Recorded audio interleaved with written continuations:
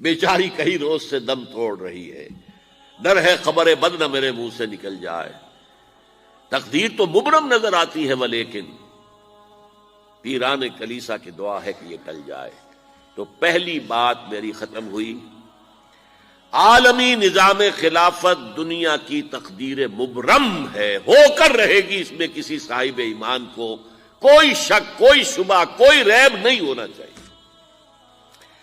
البتہ اس کا اب دوسرا پہلو کیا ہے، اس کا آغاز کہاں سے ہوگا؟ اب وہ نقطہ کون سا ہوگا، نقطہ آغاز کون سا ہوگا؟ اس میں پہلی بات تو میں نے کہا جو شک کرے گا اس کا پھر ایمان مشکوک ہے، ہوگا، لازماً ہوگا، گلوبل ہوگا، پوری دنیا میں ہوگا۔ کہاں سے شروع ہوگا اس میں آپ اختلاف کر سکتے ہیں، لیکن مجھے تو دو حدیثیں تو ملی ہیں جن سے یہ اندازہ ہوتا ہے کہ یہ اس مشرقی خطے سے ہوگا، عرب کے مشرق کی جانب کسی ملک سے ہوگا، کسی خطے سے ہوگا۔ وہ حدیثیں بھی اب آپ پڑھ لیجئے پہلے، پھر میں کہہ رہا ہوں یہ خزانہ ہے جو ہم نے آپ کی خدمت میں پیش کیا ہے، کاش کہ آپ اس کی قدر کر سکیں، یہ حدیثیں آپ کو ازبر ہو جائیں، یاد ہو جائیں، لوح قلب پر نقش ہو جائیں۔ ہندوستان اور خراسان یعنی موجودہ افغانستان کا ذکر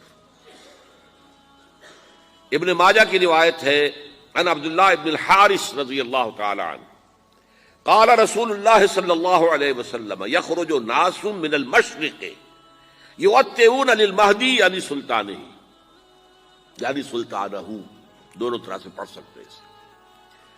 حضرت عبداللہ ابن حارث فرماتے ہیں رضی اللہ تعالی عنہ کہ حضور نے ارشاد فرمایا مشرق کی طرف سے وہ فوجیں نکلیں گی، لوگ آئیں گے جو عرب میں مہدی کی حکومت قائم کریں گے۔ یہ مہدی کون ہوں گے اس کا ذکر میں ذرا بعد میں کروں گا، لیکن نوٹ کر لیجئے کہ مہدی سے پہلے لازماً کسی مشرقی علاقے کے اندر وہ نظام قائم ہو چکے گا، تب وہاں سے فوجیں آئیں گی نا۔ یہ مشرق کون سا ہے؟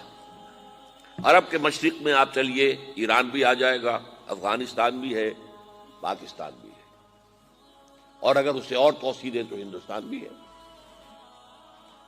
یہ ہے عرب کا مشرق، اس سے فوجیں جائیں گی۔ اس کا کیا مطلب ہے کہ اس میں سے کسی جگہ پر نظام خلافت پہلے قائم ہو جائے گا تاکہ وہاں سے فوجیں جائیں گی جو جزیرہ نما عرب میں حضرت مہدی کی حکومت کو قائم کریں گی۔ اب دوسری حدیث سنیے، یہ سنن ابن ماجہ کی حدیث تھی جو میں نے آپ کو سنائی، آپ نے پڑھی۔ دوسری عن ابی ہریرہ رضی اللہ تعالی عنہ،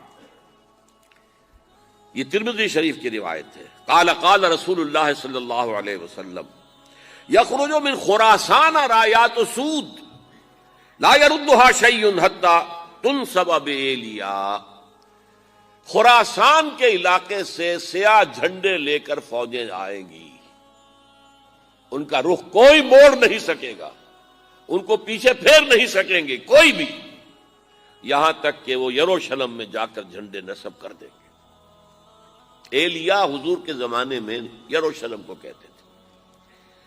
یہ یروشلم تھا جب حضرت سلیمان کی حکومت تھی اور یہاں پر معبد سلیمانی، ہیکل سلیمانی قائم ہوا، پھر یہ یروشلم ہی رہا ہے تاریخ میں، یہاں تک کہ سن 70 عیسوی میں جب ٹائٹس رومی جنرل نے اس کو گرایا، ختم کیا، سیکنڈ ٹیمپل گرا دیا اور یہاں سے یہودیوں کو کہا نکل جاؤ، یہاں سے کوئی یہودی باقی نہیں رہا، تب بالکل تہو بالا برباد کر دیا۔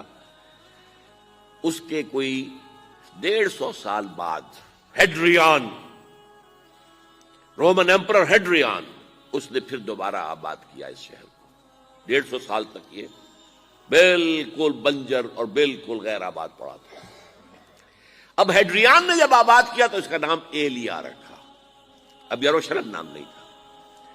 تو حضور کے زمانے میں پھر اس کا نام ایلیا تھا، اور اب اس سے کیا معلوم ہو رہا ہے کہ یہ یروشلم مسلمانوں کے قبضے سے اس وقت نکلا ہوا ہوگا، ایک دفعہ پہلے نکلا تھا، سن 1099 عیسوی میں مسلمانوں کے ہاتھ سے نکلا، کروسیڈرز عیسائیوں نے آ کر اس کو قبضے میں کیا، لاکھوں مسلمانوں کو مارا، قتل کیا۔ اس کو 1187 عیسوی میں واپس لیا ہے۔ کس نے لیا ہے؟ صلاح الدین ایوبی کرد۔ عرب کھوکھلے ہو چکے تھے، عربوں نے کھویا، واپس نہیں لے سکے۔ بہت حکومت کر چکے تھے، 400-500 برس کی حکومت کر کے، اور ان کے عیش اور ان کے آرام، اب ان میں جان نہیں تھی کہ وہ واپس لے سکے۔ واپس لینے والا گرم کرد خون تھا، صلاح الدین ایوبی۔ تو گویا کہ اب آپ سمجھئے کہ 88 برس تک عیسائیوں کا قبضہ رہا یروشلم پر۔ اب 1967 میں یہودیوں نے قبضہ کیا ہے، اور اب 38 برس تو ہو گئے، 88 نہیں تو 38 برس تو ہو گئے۔ لیکن وہ دور آئے گا کہ اب پھر لیں گے، لینے والے عرب بھی نہیں ہوں گے، خراسان کے علاقے سے فوجیں آئیں گی۔ یہ خراسان کیا تھا؟ ایلیا تو میں نے آپ کو بتا دیا، یروشلم کا نام ہے۔ خراسان اس زمانے میں ایک بہت بڑے ملک کو کہتے تھے، کچھ حصہ پاکستان کا بھی اس میں شامل ہے، کچھ حصہ ایران کا بھی ہے۔ ایران کے اس حصے کو اب بھی خراسان کہتے ہیں، وہ ایک صوبہ ہے۔ خراسان ایک صوبہ ہے ایران کا، چھوٹا سا۔ پاکستان میں خاص طور پر یہ جو علاقہ مالاکنڈ ایجنسی کہلاتی ہے، اس سے اوپر جتنا علاقہ ہے، اور یہ جو واخان کی ایک پٹی آتی ہے اوپر، واخان افغانستان کی ایک پٹی سی دم سی چلی آتی ہے، جو جا کر چائنا کی سرحد سے مل جاتی ہے، یہاں سے لے کے یہاں تک یہ جو مالاکنڈ کا وہ درہ ہے اور پہاڑ ہے، یہ بھی خراسان کا حصہ ہے۔